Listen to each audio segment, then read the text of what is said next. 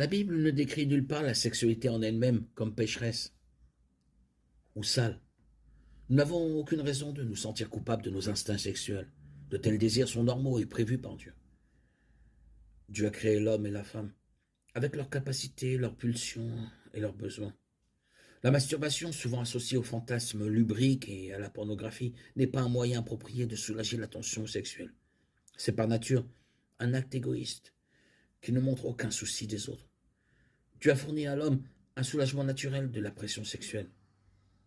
Ce sont des rêves humides, des rêves endormis de nature sexuelle, accompagnés d'émissions séminales ou éjaculation. En raison des moyens naturels conçus par Dieu pour soulager la tension sexuelle, la masturbation est inutile pour ceux qui souhaitent être sexuellement chastes. Il nous faut apprécier la réalité, l'acceptation reconnaissance de notre nature sexuelle et de ses objectifs est essentielle. Au lieu d'essayer de nous débarrasser de nos désirs sexuels, offrons-les à Dieu. Remercions-le pour ce que cela signifie pour notre avenir. Ne nions pas nos désirs sexuels, n'essayons pas de les réprimer. Au contraire, dans la force de Dieu, accumulons notre pouvoir jusqu'à ce qu'il nous conduise en son temps vers notre partenaire pour la vie.